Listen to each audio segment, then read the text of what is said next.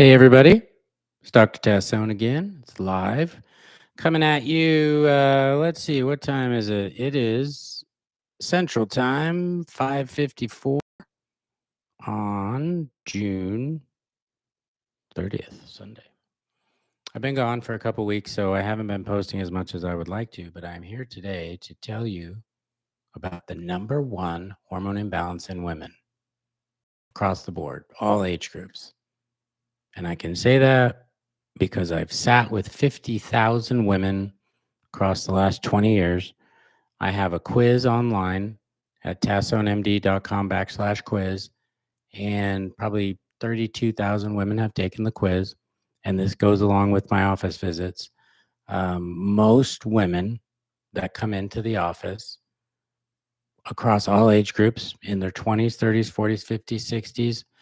And what is the number one hormonal issue? Drumroll. Ding. Low testosterone. Women across the board, across all age spectrums, are suffering from low testosterone. So the question is, what does low testosterone feel like? Well, fatigue, usually an overriding fatigue, and it can more or less be all day. But most of the time, what I see testosterone deficiency fatigue is in the afternoons. Like you want to take a nap around 4 or 5 in the afternoon, even though you're don't know why. You just have this weird, like, I got to take a nap. Hair thinning, it's a big one. Women always think that if their testosterone, that testosterone causes hair thinning, and that's true, it does. If it's high or if it's low, because the hair follicles are stimulated by testosterone. And so when your testosterone is low, you can have hair thinning. It causes decreased drive, motivation, desire issues. It can make you just feel like, I've often said, if it was a t-shirt, it would just say meh, meh.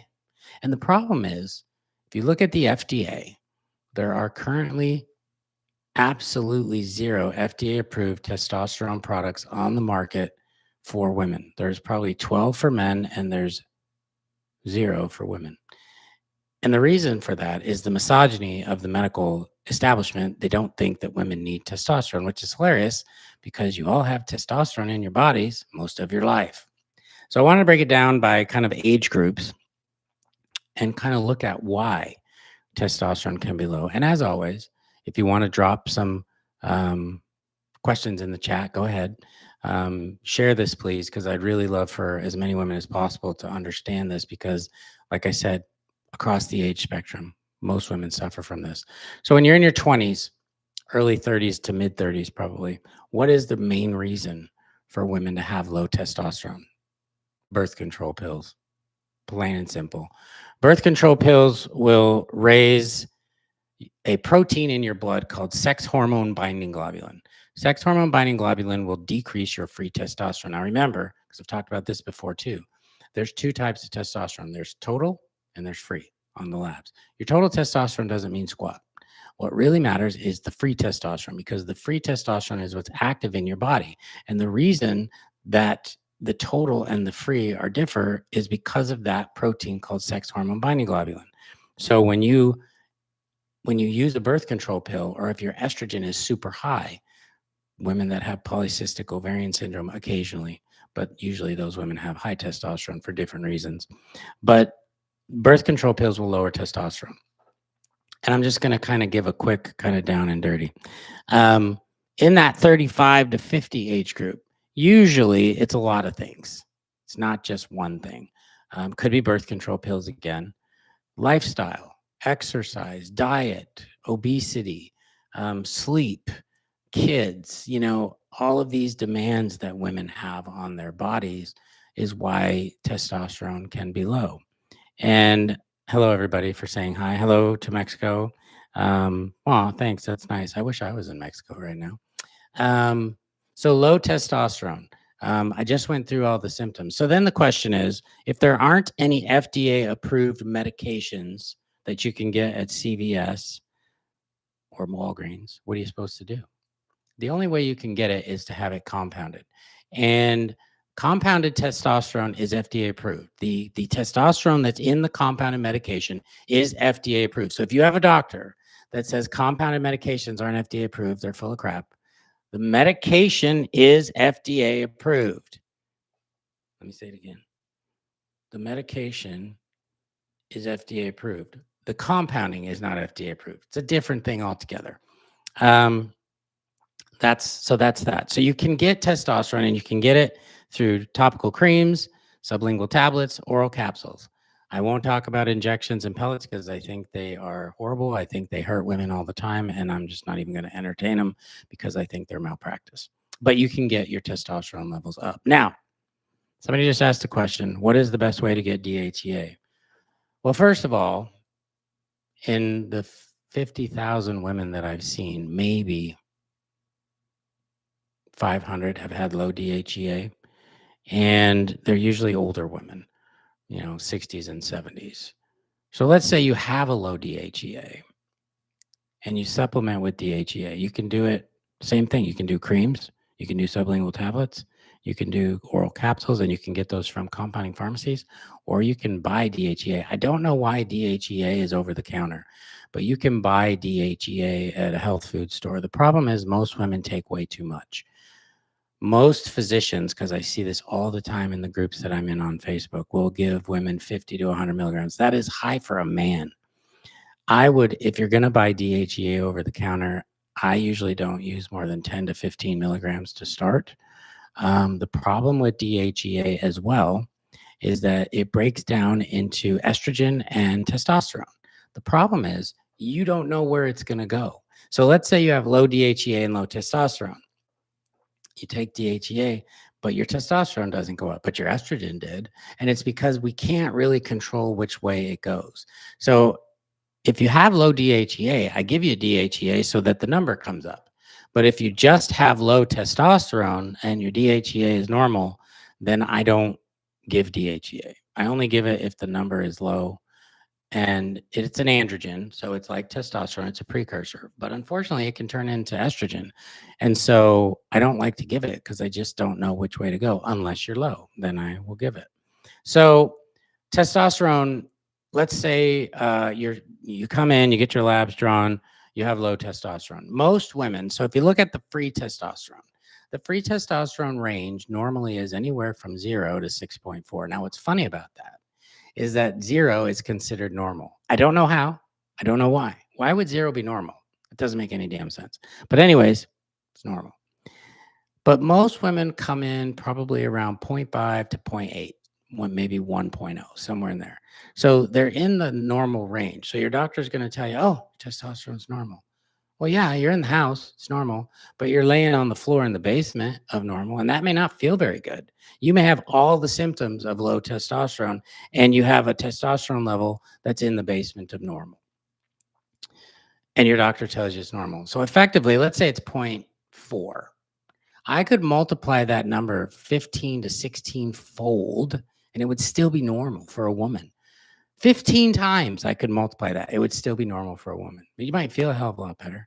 So what I usually shoot for is somewhere in the middle of normal, 3.3 to 5, somewhere in there. But that varies because everybody's different. They respond different. They feel different. So there is no magic number, but I do like to get women out of the basement of normal and into the main floor of normal, if you will. And so you can do that with hormones, obviously. You can try to do it with exercise. High intensity interval training, burst training, weightlifting usually will help raise your testosterone levels. The problem is, how do you do those things if you're severely fatigued? So it's a catch-22, right? Because you got to do all this stuff to get your testosterone up, but maybe you can't do it. Another thing is to eat as much protein as you can get in. Probably most women, 100 to 150 grams of protein, depending on how big you are, can make a difference. But we don't usually eat that much protein. It's hard. That's, 3 to 4 meals a day with about 30 grams of protein, which, you can do it. You just got to focus on doing it.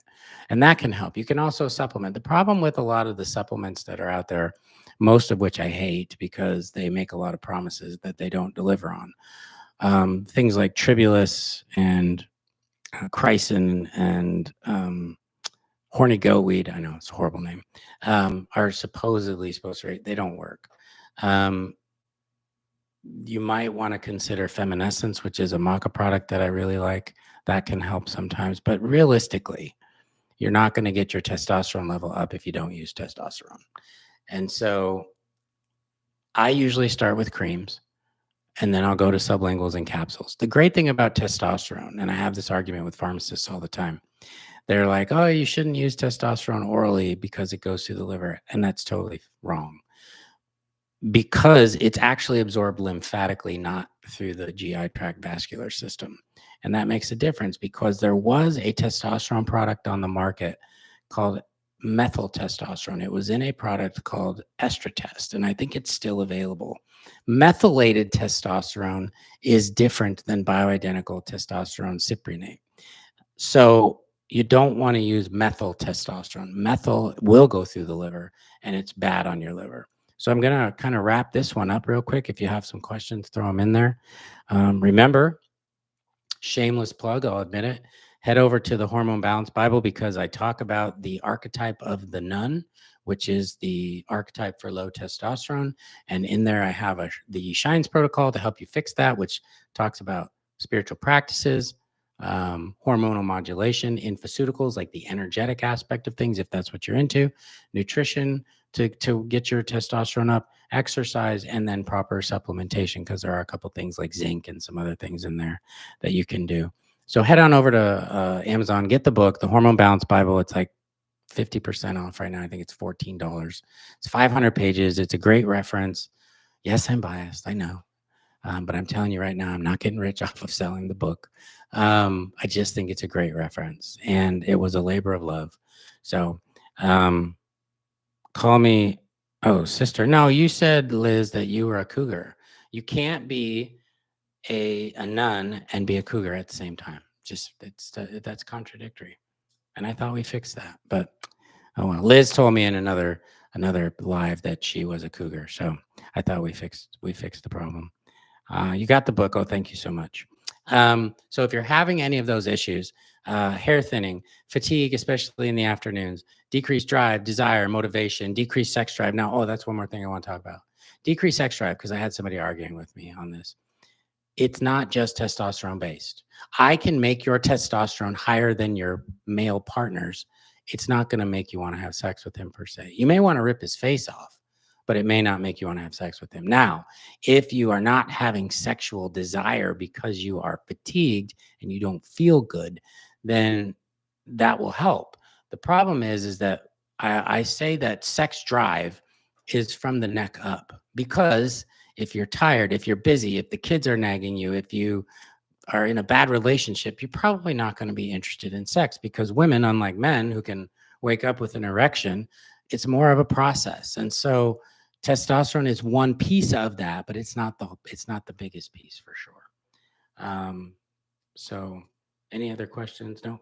I hope y'all have a great evening. I will be back tomorrow. Enjoy the rest of your Sunday. Bye.